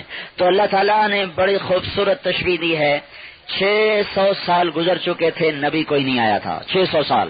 571 عیسوی میں ہمارے نبی پیدا ہوئے. 571 میں اور 611 ہجری میں آپ کو نبوت مل رہی ہے اور آپ نبوت کا اعلان کر رہے. 610 مکمل ہو چکے تھے اور 11ویں کا تھوڑا سا وقت گزرا تھا، تو 40 برس وہ تو کوئی 600 سال ہو چکے تھے. دنیا کا سارا گھونسلہ ٹوٹ چکا تھا. دنیا کا گھونسلہ انسانوں سے بنتا ہے. انسان تنکا تنکا ہو کے اڑ گئے تھے. دنیا میں کوئی ایسا گھونسلہ نہ تھا جس میں انسان کو امن ملتا، چین ملتا، سکھ ملتا، آرام ملتا. تو اللہ تعالیٰ اپنے نبی کو کہہ رہا ہے یا ایھا المدثر، اے انسانی گھونسلے کو دوبارہ تعمیر کرنے والے، اٹھ جا، تیری برکت سے یہ گھونسلہ پھر آباد ہوگا اور پھر یہ تیری برکت سے گھونسلہ بنایا جائے گا. تو یا ایھا المدثر، اٹھ جا، قم، کھڑا ہو جا، کیا کام کر جو تبلیغ والے کہہ رہے ہیں. اللہ بولو، اللہ بولو، اللہ بولو، اللہ کی طرف بلاؤ. قم فانذر وربک فکبر، یہ ایک کام ساری زندگی کا ہے، موت تک کا ہے. ان لک فی النہار سبحا طویلا، اے میرے نبی دن میں تیرے لیے بڑا لمبا تیرنا ہے. تیرے لیے دن میں تبلیغ کا کام بہت زیادہ ہے. کہنا تو یہ تھا تیرے کام بہت زیادہ ہیں. اللہ تعالیٰ کے نبی اللہ تعالیٰ کہہ رہے ہیں میرے نبی تیرے لیے دن میں بہت لمبا تیرنا ہے. مکے میں تو پانی کوئی نہیں، تو یہ تیرنا کہاں تھا جو اللہ کہہ رہا ہے بہت لمبا تیرنا ہے. اس تیرنے میں اللہ ایک بات سمجھا رہا ہے، تبلیغ کے کام کرنے والے کی کوئی چھٹی نہیں. حکومت کا ملازم ریٹائر ہو جاتا ہے، فوج کا ملازم ریٹائر ہو جاتا ہے، پولیس کا، وابڈا کا، سارے ملازم ریٹائر، لیکن تبلیغ والے کی کوئی ریٹائرمنٹ کوئی نہیں. ان لک فی النہار سبحا طویلا میں سبحا طویلا، تجھے لمبا تیرنا ہے. لمبا تیرنا ہے. ایک مثال دیتا ہوں. آپ یہاں سے چلے مانسہرہ گاڑی پر، کہیں کھڑے ہو گئے، کہیں چائے پی لی، کہیں راستے میں مولوی صاحب نے کھڑا کر لیا، جی بوتلیں پیو ہمارا گاؤں ہے، کھڑے ہو گئے تو ہم 5 منٹ لیٹ پہنچ گئے. آگے جا کے چائے پینے بیٹھ گئے تو 10 منٹ لیٹ ہو گئے. آگے جا کے کھانا کھایا تو 1 گھنٹہ لیٹ ہو گئے، لیکن پہنچ تو گئے. چلنے والا رک سکتا ہے، چلنے والا بیٹھ سکتا ہے، چلنے والا سو سکتا ہے، چلنے والا اپنا سفر ہی ملتوی کر کے اگلے دن کر سکتا ہے. ادھر سے یہ دریا کبھی بہتا ہوگا جو جا رہا ہے مانسہرے تک، کوئی اس دریا میں چھلانگ لگا دے پار جانے کے لیے، تو اب یہ کہ درمیان میں جا کر میں تھوڑا آرام کروں پھر تیروں گا، تو اس کا کیا حشر ہوگا بھائی؟ تیرنے والا کہے میں ذرا چائے اس کا کر لوں، ہے اب چائے اس کا کی بجائے اس کو مچھلی اس کا کرے گی نہیں، اب یہ مچھلیوں کی غذا بنے گا. کیوں؟ تیرنے والا آرام نہیں کر سکتا، تیرنے والا ٹھہر نہیں سکتا، تیرنے والا سست بھی نہیں ہو سکتا. ہمارے مدرسے کا طالب علم ہمارے پاس پڑھا، پھر اس کے بعد ڈائمنڈ، چونکہ ہماری شاخ ہے، ڈائمنڈ چلا گیا، وہاں فارغ ہوا. ابھی اسی سال فارغ ہوا. میں نے ان کے ساتھ سال شروع کرنے سے پہلے تھوڑی بات کی، ایسے میرے سامنے بیٹھا ہوا. سال میں چل رہا چترال گیا، وہ تیراک تھا بڑا زبردست، وہ پانی میں اتر گیا نہانے کے لیے. پانی ٹھنڈا تھا، وہ پنجاب کا، وہ پانی سخت ٹھنڈا، اس کے جسم اکڑ گیا، حرکت بند ہوئی، موجیں بہا کے لے گئے. تیرنے والا اگر ٹھہر گیا تو موت ہے، چلنے والا ٹھہر جائے کوئی بات نہیں، بیٹھ جائے کوئی بات نہیں، سو جائے تو کوئی بات، لیکن جب تیرنے والا نہیں رک سکتا. کب تک؟ جب تک کنارہ نہ آ جائے، جب تک کنارہ نہ آ جائے. کنارہ کیا ہے؟ موت. جب تک موت نہیں آتی تبلیغ کا کام ہر حال میں کرنا ہوگا. ان لک فی النہار سبحا طویلا، اے میرے نبی تو یہ لمبا تیرنا ہے. اتر جاؤ دعوت کے میدان میں، دعوت کے دریا میں، دعوت کے سمندر میں، تیرتے جاؤ تیرتے جاؤ حتی یأتیک الیقین، وَاعْبُدْ رَبَّکَ حَتَّى یأتیک الیقین. اتنا چل، اتنا تیر کے موت آ جائے، بس پھر تیری چھٹی. جب یہ آیت آئی اٹھو اور میرا پیغام سناؤ، تو آپ نے حضرت خدیجہ سے فرمایا خدیجہ میرے آرام کے دن ختم ہو گئے. میرا کام شروع ہو گیا. اور جس دن آپ دنیا سے جا رہے تھے اور آپ کو تکلیف تھی، آپ نے حضرت فاطمہ کو بلوایا صبح کے وقت، بلوایا، پیار کیا. تو اس وقت آپ بڑے تکلیف میں تھے، تو ان کی تکلیف دیکھ کر حضرت فاطمہ نے کہا واہ کرب ابی، ہائے میرے باپ کا درد، ہائے میرے باپ کی تکلیف. تو ہمارے نبی نے فرمایا لیس علی ابی کی کرب بعد اليوم، میری بیٹی تیرے باپ کے دکھ کا آج آخری دن ہے، آج تیرے باپ کا کنارہ آ گیا، آج چھٹی ہو گئی، آج گھر آ گیا، سفر ختم ہو گیا، سفر ختم ہو گیا، بٹل پہنچ گئے، آج کنارہ آ گیا کہ بس آج وہ جو مکے میں کہا تھا میرے آرام کے دن گئے. 23 سال 8,156 دن 22,330 دن اور 6 گھنٹے آپ کی عمر تھی. 63 سال اور 4 دن قمری لحاظ سے، دنوں گھنٹوں کے لحاظ سے 22,330 دن اور 6 گھنٹے.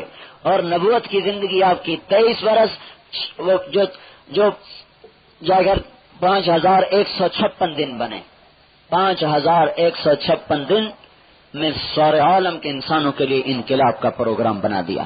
اور کہا بس آج میرا کنارہ آ گیا، تیرنے کا وقت ختم ہو گیا.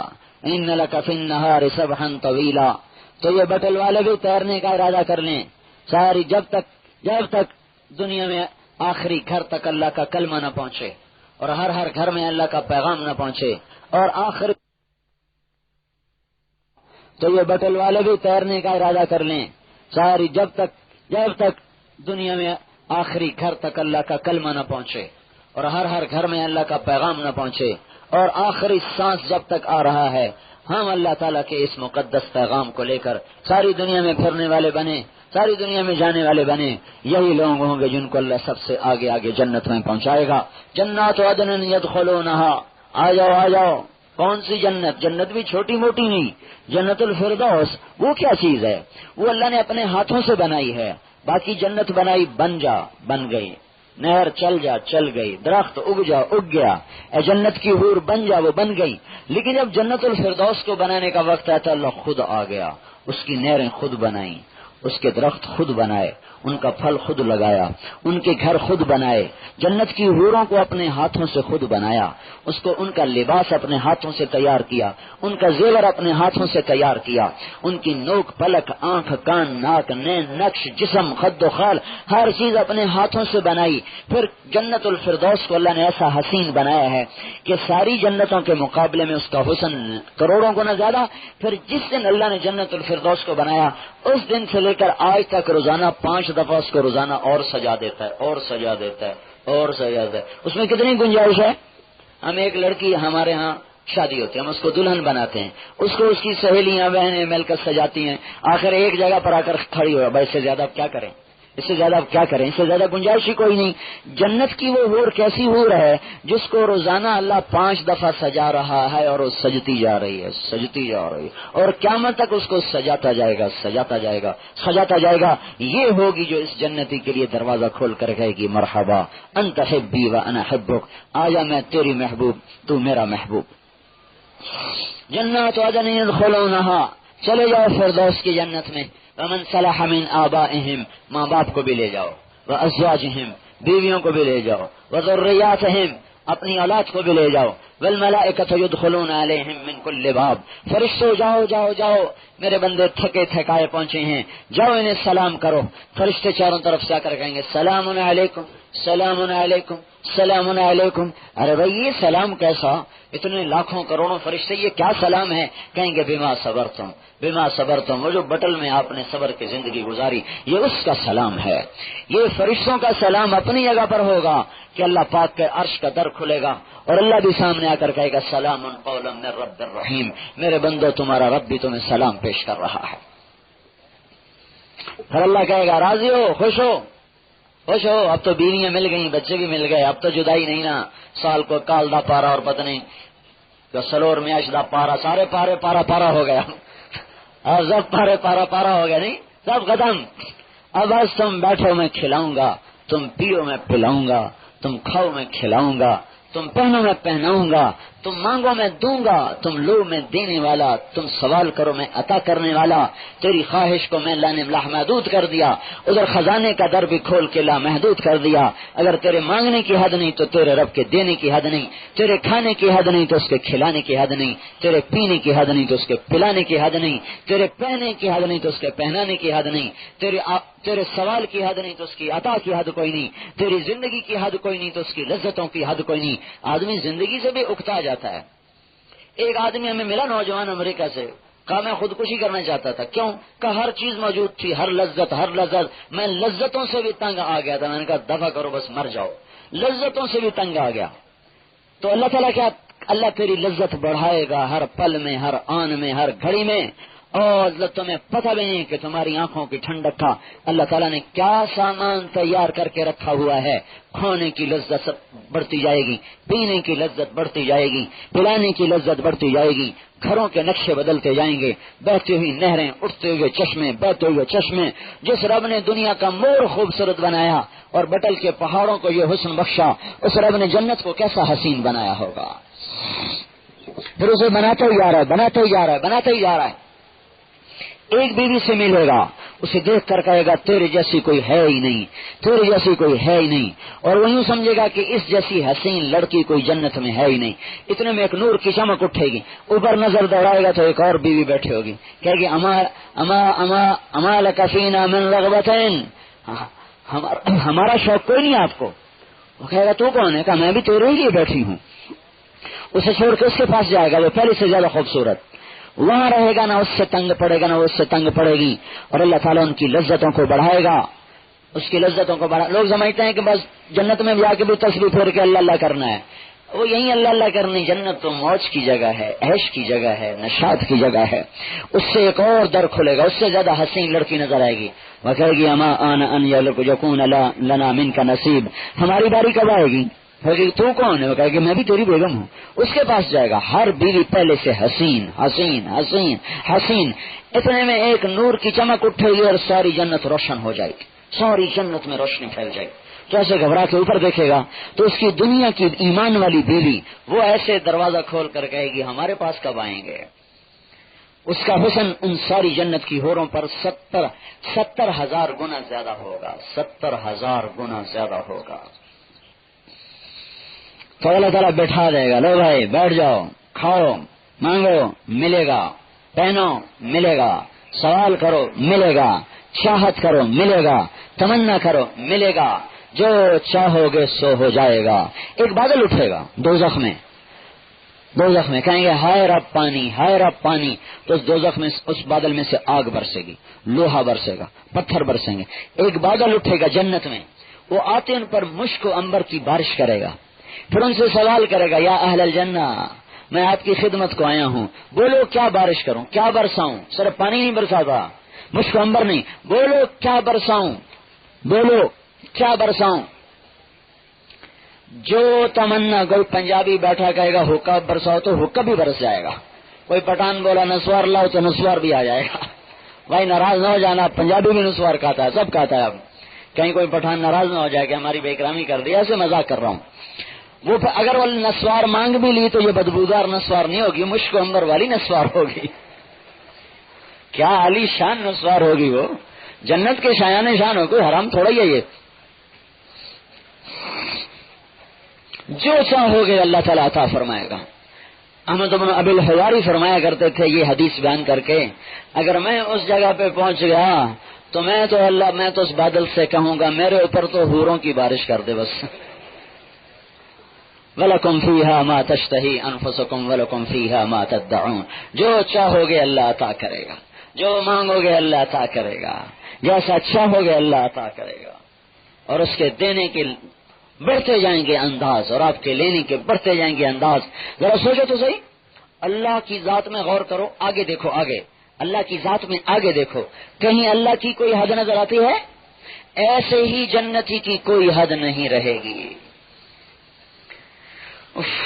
چونکہ ہم محدود، ذہن محدود، تو ہم لامحدود کو سوچ ہی نہیں سکتے، لامحدود کو ہم سوچ ہی نہیں سکتے۔ بھائیو ایک دفعہ چلے گئے نا، ہو مزے جائیں گے، کر لو یہیں جو کرنا ہے، یہیں کھپ لو تپ لو، آگے کی زندگی اللہ تعالیٰ نے ایسی حسین و جمیل بنا کے رکھی ہے کہ نہ اسے سجاتا ہی جا رہا. اور پھر جو تبلیغ میں مارے پھرتے ہیں، اللہ تعالیٰ نے جنت میں ایک حور بنائی، اس کا نام ہے عینا. جب وہ محل سے باہر آتی ہے تو اس کے جسم پہ 70 جوڑے ہوتے ہیں. 70 جوڑوں میں اس کا جسم نظر آتا ہے. اس کے دائیں طرف 70,000 نوکر ہوتے ہیں، اس کے بائیں طرف 70,000 خادم ہوتے ہیں. 1.5 لاکھ 1,40,000 تو صرف اس کے خادم ہیں. خادم جس لڑکی کے 1.5 لاکھ غلام ہوں وہ کیا شان کی حور ہوگی. اور جب وہ باہر نکلتی ہے تو وہ اعلان کرتی ہے این الآمرون بالمعروف والناہون عن المنکر، کہاں ہیں بھلائیوں کے پھیلانے والے اور برائیوں کے مٹانے والے. انی لکل من امر بالمعروف ونہى عن المنکر، جو دنیا میں تبلیغ کا کام کرے گا اللہ میرا اس سے نکاح کر دے گا. جو بھلائیاں پھیلاتا پھرے گا برائیاں مٹاتا پھرے گا، اللہ نے میرا اس کے ساتھ جوڑ بٹھا دیا ہے.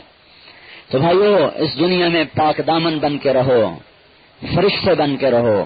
فرشتے بننے کا مطلب ہے ہم سے تو بہت نیک ہو کر بھی گناہ ہو جائیں گے، توبہ کرو. گناہ ہو جائے توبہ کرو، گناہ پہ دلیر نہ ہو. گناہ آدم علیہ السلام سے بھی ہوا اور گناہ شیطان سے بھی ہوا. آدم علیہ السلام رو پڑے، شیطان اکڑ گیا، وہ نبوت پہ فائز ہو گیا، وہ مردود ہو گیا. تو بھائی اللہ کو مناؤ توبہ کر کے، رو دھو کے. اور آج تک جو ہوا اس سے توبہ کریں. آج تک جو نافرمانی ہوئی معاملات میں، اخلاقیات میں، معاشرت میں، اس سے بھائیو توبہ کرو.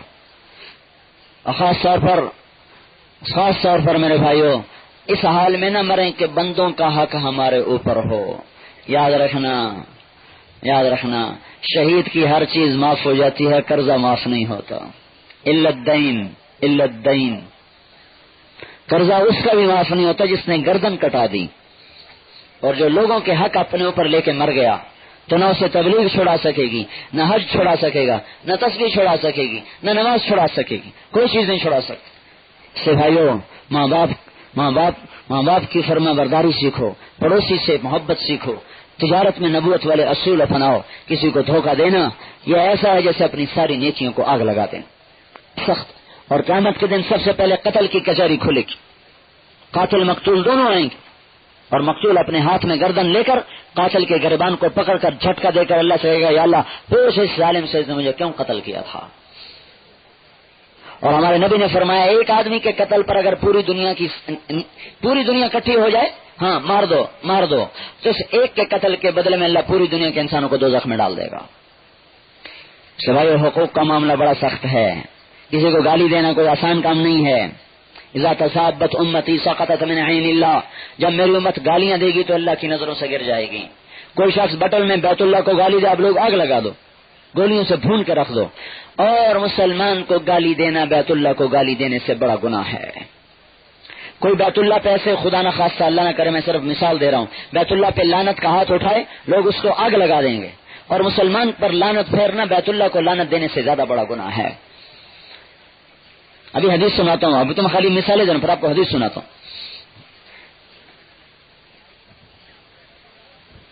بیت اللہ کو توڑ دینا کتنا بڑا گناہ ہے. ہمارے بس میں ہو ہم اس کی ہڈیوں کو بھی آگ لگا دیں. مسلمان کے دل کو توڑنا بیت اللہ کو توڑنے سے بڑا گناہ ہے. اب حدیث سنو. حضور صلی اللہ تعالی وسلم حرم میں کھڑے ہوئے، صحابہ بھی کھڑے ہوئے، تو آپ نے بیت اللہ کو دیکھ کر کہا لا الہ الا اللہ ما اطیبک وما اطیب ریحک وما اعظم حرمتک. لا الہ الا اللہ، اے بیت اللہ تو کتنا پاک ہے، اے بیت اللہ تو کتنا خوشبودار ہے، اے بیت اللہ تو کتنی قدر والا اور عزت والا ہے. والمؤمن اعظم حرمتا منک، پر سن لے مسلمان کی عزت تجھ سے بھی زیادہ ہے، مسلمان کی عزت تجھ سے بھی زیادہ ہے. سوائے مسلمان کا حق لے کے نہ کوئی مر جائے. کسی کو کوئی زمین ایک بالشت زمین دبا کے مر گیا تو 7 زمینوں کا توق بنا کر اس کے گلے میں ڈال دیا جائے گا. کسی کی امانت کھا کے مر گیا، وہ بیچارہ روتا پیٹتا رہ گیا اور وہ اپنی طاقت میں ہڑپ کر گیا. قیامت کا دن ہوگا، اللہ تعالیٰ کے دربار میں وہ آئے گا، یا اللہ میری امانت اس سے لے کر دو. اللہ کہے گا اس کی امانت دو، وہ کہے گا میرے پاس ہے ہی نہیں. اللہ تعالیٰ کہے گا ہے، پڑی ہوئی ہے، میں نے رکھی ہے. وہ کہے گا کہاں؟ اللہ تعالیٰ فرمائیں گے ہاویہ میں ہے، دوزخ کے آخری درجے میں، جا اٹھا کے لے آ. تو فرشتے اس کو لے جائیں گے اور اس کو دھکا دیں گے. اس میں سے گرتا ہوا پہلے جہنم سے گزرے گا، پھر حطمہ سے، پھر لظا سے، پھر سعیر سے، پھر سقر سے، پھر جہیم سے، پھر حاویہ میں پہنچے گا۔ حاویہ میں منافقین جلائے جائیں گے۔ حاویہ کی آگ دوزخ کی آگ میں سب سے زیادہ خطرناک آگ ہے۔ سب سے ہلکی آگ جہنم ہے، جہاں مسلمان جلائے جائیں گے، گناہگار نافرمان مسلمان جو کبیرہ گناہ کرتے مر گئے اور توبہ نہ کی، وہ اس میں جلائے جائیں گے۔ اس کے نیچے حطمہ، اس میں عیسائی ہوں گے، اس کے نیچے لظا، اس میں یہودی ہوں گے، پھر سعیر، اس میں مجوسی ہوں گے، پھر سقر، اس میں صابئی ہوں گے، پھر جہیم، اس میں مشرک عرب ہوں گے، پھر حاویہ، اس میں منافق ہوں گے۔ امانت ہڑپ کرنے والا مسلمان ہے لیکن حاویہ میں جا رہا ہے، وہ امانت کو اٹھائے گا، زمین ہے تو اٹھائے گا، کپڑا ہے تو اٹھائے گا، پیسہ تو اٹھائے گا، جو بھی ہے اٹھائے گا، بکری ہے، گائے ہے، اٹھائے گا، کندھے پہ رکھے گا، پھر یہ ساری دوزخ پار کرتا کرتا کرتا کرتا جب جہنم کے کنارے پر آئے گا تو اللہ پھر اس کا قدم پھسلا کے دوبارہ گرائے گا، پھر یہ گرتا ہوا حاویہ میں جائے گا، پھر امانت کو اٹھائے گا اور پھر چڑھنا شروع کرے گا، پھر اوپر جائے گا، پھر اللہ اس کو نیچے گرائے گا۔ یہ اللہ کرتا رہے گا جب تک وہ چاہے گا۔ کیا چسکا آیا کسی کے چند ٹکے ہضم کرنے کا؟ تو مسلمانوں کا حق لے کے کوئی نہ مرے بھائیو، ہلاکت اور بربادی اور تباہی ہے کسی کا حق کھا کے مر جانا۔ تو یہ ہمارے ہاں بہت وبا پھیل گئی ہے، بہت وبا پھیل گئی ہے۔ تو اللہ کے واسطے میرے بھائیوں، اپنے آپ کو بچاؤ لوگوں کا حق کھانے سے، پرایا مال نہ کھانے سے، اپنے آپ کو بچاؤ۔ کہیں یہ لوگ مظلوم کافر بھی ہوگا تو اللہ اس کو آپ کے مقابلے میں کھڑ کر کے آپ کو پکڑوا دے گا۔ تو ہمارے تو چاروں طرف مسلمان ہیں، ہم سے مسلمان پہ گالی دیتے ہیں، مسلمان کو جھوٹ بولتے ہیں، مسلمان سے غلط تولتے ہیں، مسلمان کو غلط بتاتے ہیں، مسلمان کو۔ ہم تو برباد ہو گئے کہ ہمارے دعوے دار قیامت کے دن مسلمان ہو جائیں گے، مسلمان سامنے آئے گا۔ علامہ قرطبی نے ایک واقعہ لکھا، ایک دکاندار صبح صبح اپنی دکان کی تکڑی کو، ترازو کہتے ہیں نا، اس کو توڑ دیا۔ پڑوسی دکاندار نے پوچھا کیوں توڑا ہے؟ کہنے لگا ہمارا آج ساتھی پڑوسی مر رہا تھا، ہم نے کہا لا الہ الا اللہ، لا الہ الا اللہ، بھائی کلمہ پڑھ لے۔ وہ کہنے لگا مجھ سے نہیں پڑھا جاتا، مجھ سے نہیں پڑھا جاتا۔ ہم نے کہا کیوں نہیں پڑھا جاتا؟ وہ کہنے لگا میری دکان کا ترازو، اس کا کانٹا جو یوں یوں ہوتا ہے وہ میرے حلق میں چبھ گیا، مجھ سے کلمہ نہیں پڑھا جا رہا۔ تو ایک دکاندار جب غلط تولتا ہے وہ کہتا میں نے 100 روپے کما لیا، 10 روپے بچا لیے، 50 روپے بچا لیے۔ مرتے ہوئے یہ حال ہوگا کہ کلمہ نصیب نہ ہوا تو کیا ملا؟ تو بھائیو لوگوں کا معاملہ بڑا سخت ہے، اس لیے اپنے آپ کو بچاؤ کہ اپنے دامن پہ کوئی کسی مسلمان کا حق نہ پڑا ہوا ہو۔ اللہ اپنے حقوق کے معاملے میں بہت سخی ہے، بہت سخی ہے، بہت سخی ہے، اس کی کوئی انتہا ہی کوئی نہیں۔ قیامت کے دن ایک آدمی کی ایک نیکی کم پڑ جائے گی، اللہ تعالیٰ کہیں گے ایک لیا جنت دیتا ہوں، نہیں تو تیار ہو جا برباد ہونے کے لیے۔ وہ جائے گا ماں کے پاس انکاری، ابا انکاری، اماں انکاری، ماما انکاری، چاچا انکاری، بھائی بیوی بیٹے سب انکاری، نہیں دیں گے نہیں دیں گے، وہ پریشان ہو جائے گا۔ ایک آدمی ملے گا، بھائی کیوں پریشان ہو؟ کہ یار میں مر گیا، ایک نیکی سے مار کھا گیا، ایک گھٹ گئی ایک۔ اس لیے میں کہتا ہوں ایک ایک سنت کی قدر کرو۔ شیطان نے چکر چلا، سنت کی کوئی بات نہیں، کرو تو ثواب ہے، نہ کرو تو گناہ کوئی نہیں۔ ایک ٹائر میں سے ہوا نکال دو تو یہ گاڑی چلے گی؟ جائے گی آگے گلگت اور جائے گی منصیری کی طرف، راستہ بھی پہاڑی، صرف ایک ٹائر کی ہوا نکلی 50 لاکھ کی گاڑی کھڑی ہو جاتی۔ حضور کی سنت چھوٹ جائے تو کچھ نہیں ہوتا، سنت کی کوئی بات نہیں، کرو تو ثواب ہے، نہ کرو تو گناہ کوئی نہیں۔ ہمیں تو 30 سال ہو گئے کتابیں پڑھتے پڑھتے، ہمیں فتوا دینے کا طریقہ نہیں آیا۔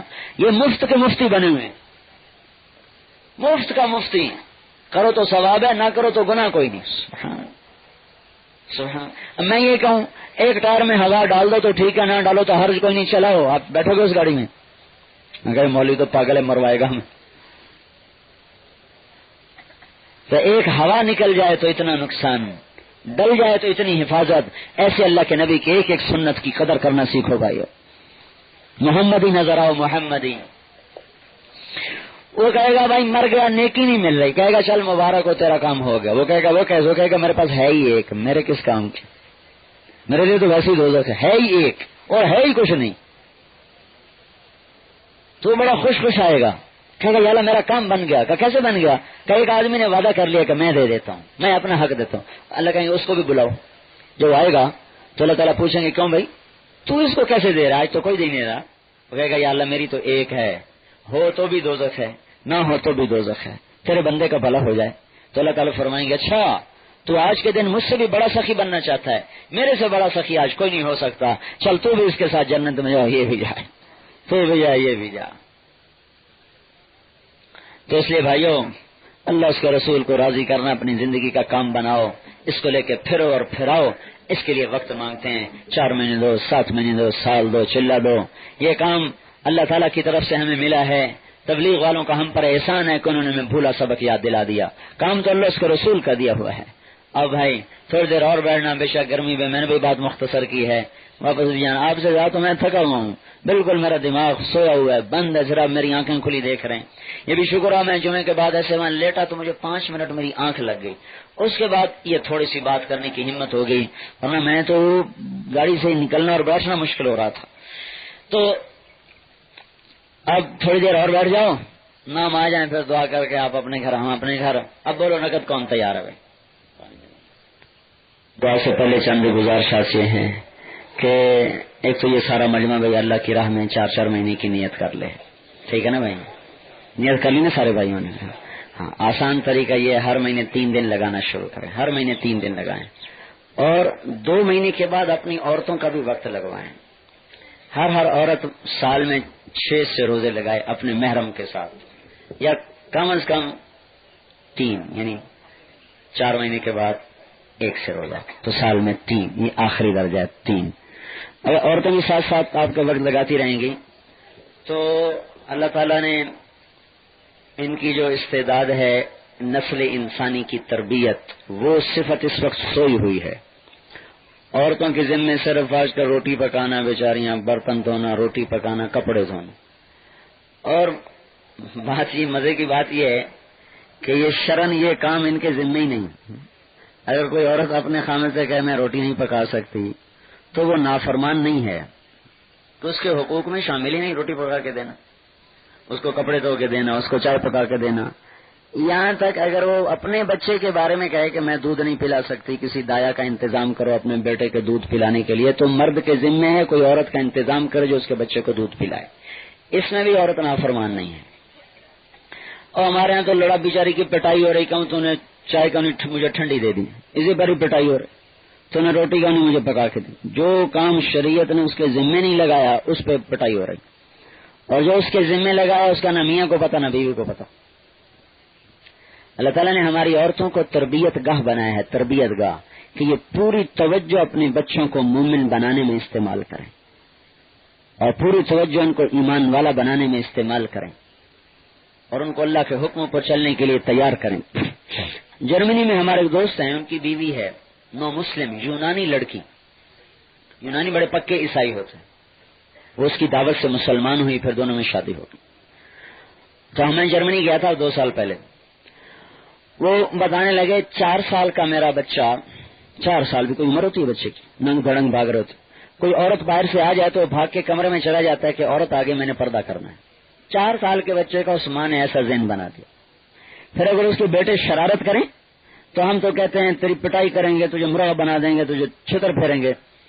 اور وہ اپنے بچوں کو اس نے کیا تربیت دی ہے، میں تو سن کے حیران ہوا، میں نے تو آج تک ایسی کوئی مسلمان ماں نہیں دیکھی۔ وہ ان کو ڈراتی ہے اگر تم نے شرارت نہ کی تو میں تمہیں ڈاکٹر بنا دوں گی، تو وہ رونے بیٹھ جاتے ہیں، ہمیں عالم بنانا، ہمیں ڈاکٹر نہ بنانا۔ اگر تم نہیں باز آؤ گے تو میں انجینئر بنا دوں گی۔ وہ کہتے نہیں، ہمیں معاف کر دو، معاف کر دو، ہم نے عالم بننا ہے، ہم نے انجینئر نہیں بن۔ ادھر ہمارے ماں باپ کہتے ہیں تجھے ڈاکٹر بنائیں گے تو بڑا آدمی بن جائے گا، انجینئر بنائیں گے تو بڑا آدمی بن جائے گا۔ نہیں، ایک ماں اپنے بچے کے اندر دین کی اتنی عظمت پیدا کر سکتی ہے، ایک ماں اپنے بچے کو دین پر اتنا اونچا لے جا سکتی ہے۔ یہ تبلیغ ان کا بھی وقت لگے، اور یہ جتنا تبلیغ کا کام ہے یہ 4 عورتوں کے کھاتے میں، 4 عورتیں آپس میں بیٹھی مشورہ کر رہی ہیں، کیا ہمارے خاندان سے علم نکل گیا ہے، کیا کریں؟ ایک بارات آئی ہوئی ہے کاندلا میں مظفر نگر سے، تو ان میں آپس میں بات چل رہی ہے کہ ہمارے خاندان سے علماء ختم ہوتے جا رہے ہیں، کیا کیا جائے؟ سارے انگریزی پڑھ رہے۔ ایک خاتون بیٹھی تھی، وہ کہنے لگی میری بیٹی جوان ہے، یہ جو بارات آئی ہوئی ہے اس میں تلاش کرو، اگر کوئی عالم ہے تو میں اسی بارات کے ساتھ اپنی بیٹی کو روانہ کر دیتا۔ تو اس بارات میں تلاش کیا گیا تو اس میں مولانا محمد اسماعیل صاحب اس بارات میں آئے ہوئے تھے، باراتی بن کر. پتہ چلا یہ ہیں، ایک عالم ہیں، ان کا ہیں چلو میری بیٹی کا نکاح بھی کرو. تو گیا تھا دولہا ایک، واپس لوٹا دو. مولانا اسماعیل صاحب کو مفت میں مل گئی. اس بچی سے مولانا محمد الیاس پیدا ہوئے اور مولانا یحییٰ، دو بھائی پیدا ہوئے، ایک محمد یحییٰ ایک محمد الیاس. محمد یحییٰ کو اللہ تعالیٰ نے دیا محمد زکریا رحمت اللہ علیہ، جن کی فضائل اعمال ساری دنیا میں چل گئی. اور مولانا الیاس صاحب سے اللہ تعالیٰ نے وہ دین کا کام لیا جو سارا عالم کو لپیٹ میں آ گا. یہ دنیا اسلام کی تاریخ میں پہلی دفعہ ہوا ہے کہ گونگے دائی بن کے جماعتوں میں جا رہے ہیں. جنگ کے گونگوں کی 7 مہینے کی جماعت تیار ہو کے انگلستان کے لیے روانہ ہو رہی. گونگے انگلستان جا رہے ہیں دعوت دینے کے لیے. ساتھ ان کے 2 ترجمان ہیں جو ان کے اشاروں کے ترجمے کریں گے. تو اپنی مستورات کا بھی وقت لگواؤ تاکہ ان کے اندر ایمان کا جذبہ پیدا ہو، بچوں کی تربیت کا سلیقہ پیدا ہو، ان کو آگے بڑھانے کا شوق اور ذوق پیدا ہو. تو قربانی میں اپنے خامد کے ساتھ ساتھ چلیں گے. جس گھر میں عورت کا ذہن بھی دین والا بن جائے، مرد کا بھی، اس کی اولاد میں بھی آگے یہ چیز آ جاتی. تو بھائی اپنے سروزے پکے کریں، اپنے عورتوں کا وقت لگائیں، اپنا وقت لگائیں، گھر میں تعلیم کریں. تعلیم کی فضا ہوگی تو بچوں میں اللہ کے فضل و کرم سے دین کا جذبہ آئے گا، قرآن کا جذبہ آئے گا. اور بچوں کو بچپن سے مائیں، جب دیکھو ہم پر بڑا ظلم ہو رہا ہے، بچے اسکولوں میں چلے جاتے ہیں، مائیں فارغ، باپ کاروبار پر چلے جاتے ہیں، باپ اولاد سے فارغ. اب باپ اور بچے اور ماں اور بچے میں کوئی آپس میں جوڑ کو نہیں، کبھی مل کے نہیں بیٹھتے، تربیت نہیں ہوتی نا. ایک مسلمان ملک پر انگریزوں نے حملہ کیا تو بادشاہ نے اپنے بیٹے کو مقابلے کے لیے بھیجا. 1 ہفتے کے بعد خبر آئی کہ شکست ہو گئی اور بیٹا بھاگ گیا. تو جو ملکہ تھی، شہزادی ملکہ، وہ کہنے لگی حضور یہ خبر غلط ہے. تو بادشاہ کو بڑا غصہ آیا، تو اندر بیٹھ کے کیسے کہہ رہی یہ خبر غلط ہے؟ کہنے لگی بس یہ خبر غلط. 1 ہفتے کے بعد خبر آئی کہ وہ پہلی خبر غلط تھی. اللہ تعالیٰ نے فتح دے دی، بھاگ گیا انگریز، بھاگ گیا کافر. اب بادشاہ نے اپنی بیوی سے پوچھا یہ تو نے اندر بیٹھ کے یہ دعویٰ کیسے کیا تھا؟ وہ کہنے لگی یہ تو اس زمانے کے بادشاہوں کی بیویوں کا حال تھا. وہ کہنے لگی جب سے اس کا حمل ٹھہرا میں نے ایک لقمہ، حرام تو بڑی بات ہے، جس میں شک تھا وہ بھی نہیں کھایا، شک والا لقمہ نہیں کھایا. اور 2 سال اس کو دودھ پلایا. جتنی دفعہ دودھ پلایا پہلے وضو کیا، 2 نفل پڑے، پھر دودھ پلایا.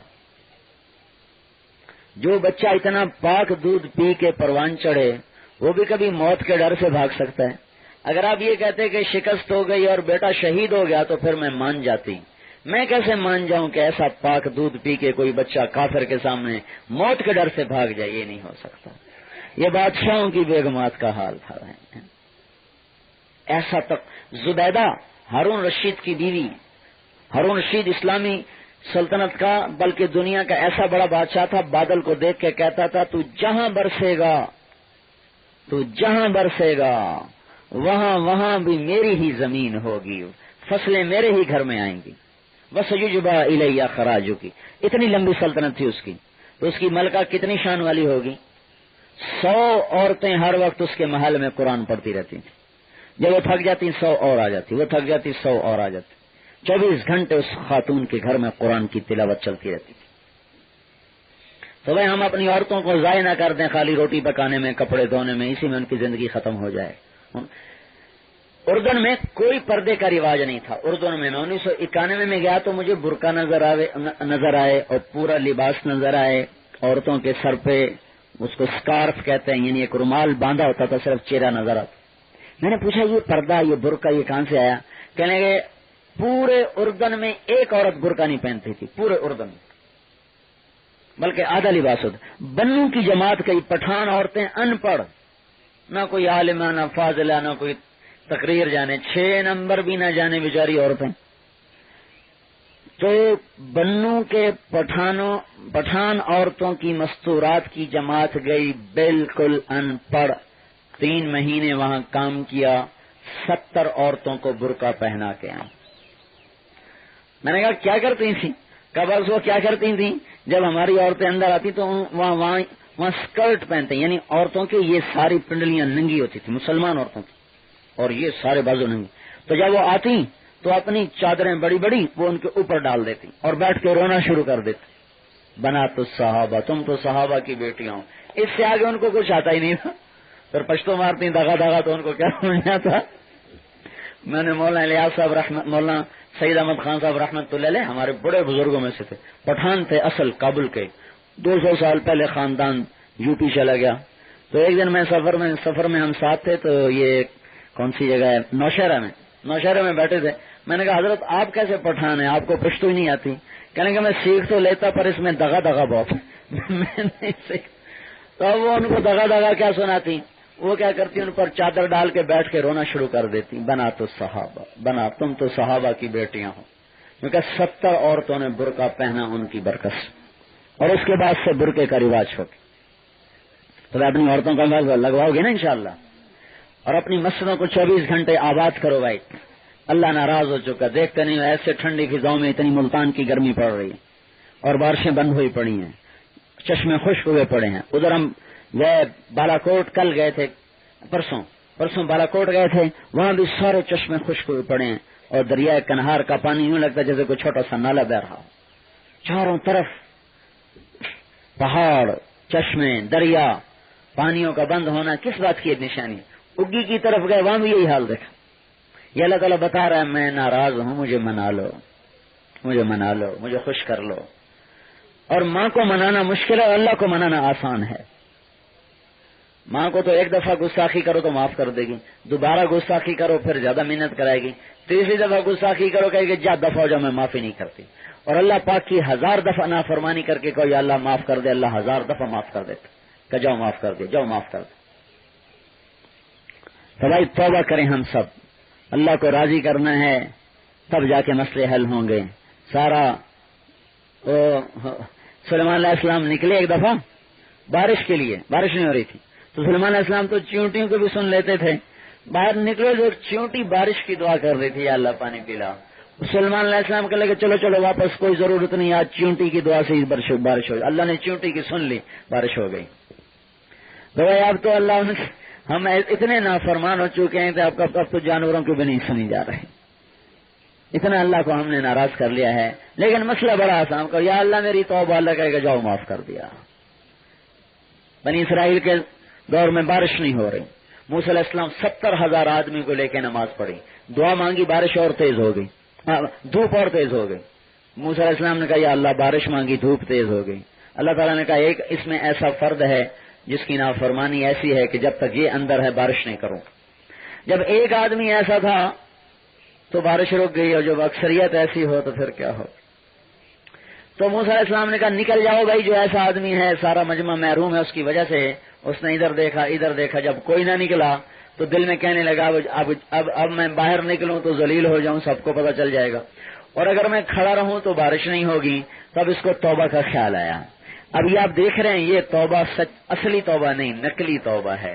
کیونکہ اللہ کی محبت میں نہیں، عزت بچانے کے لیے کہ میری عزت رہ جائے. پھر بھی اللہ نے کیا کیا، وہ کہنے لگا یا اللہ میں نے تیری بڑی نافرمانی کی اور تو نے مجھے کبھی ظاہر نہ ہونے دیا، تیری بڑی مہربانی، آج میری عزت رکھ لے، میں توبہ کرتا ہوں. اس کے الفاظ ختم ہوئے، ہوا کا رخ بدل گیا اور بادل و بارش شروع ہو گئی. موسیٰ علیہ السلام کہنے لگے یا اللہ نکلا تو کوئی ہے نہیں، بارش کس وجہ سے ہو گئی؟ اللہ نے کہا جس کی وجہ سے روکی تھی اسی کی تو فعل ہو گئی. اتنی جلدی بھی کوئی صلح کرتا ہے؟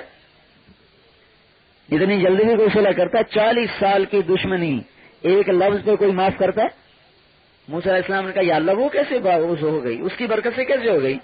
موسیٰ علیہ السلام، اللہ تعالیٰ نے کہا اس نے توبہ کر لی، ہم نے صلح کر لی. کہ یا اللہ کون ہے؟ اللہ تعالیٰ نے کہا جب نافرمان تھا کسی کو نہیں بتایا، جب توبہ کر لی اب کیسے بتاؤں؟ تمہیں کہتا ہوں چغلی نہ کھاؤ، خود میں چغلی کھاؤں، میں جانوں میرا بندہ جانے. تو بھائیو سارے پہاڑی لوگوں سے توبہ کرواؤ، آپ کے ہاں پانی برسنا بند ہوا، ہمارے یہاں نہریں بند ہو گئیں، زمینیں خشک ہو گئیں، زمین کا پانی 40 فٹ نیچے چلا گیا، 70 فٹ پانی نیچے چلا گیا۔ چند دن پہلے میں اپنی زمین پر گیا، میں تو بہت عرصہ جانا نہیں ہوتا، کبھی کبھی جاتا ہوں، تو میں نے دیکھا تو وہ جو کنواں تھا جس میں پانی نکالنے والی موٹر لگی ہوئی تھی وہ 30 فٹ نیچے جا، ہمارے ہاں 10 فٹ پہ پانی آتا تھا، اور دیپال پور میں 70 فٹ 80 فٹ تک پانی نیچے جا چکا ہے۔ بارش یہاں نہیں ہو رہی، زمینیں وہاں خشک ہو رہی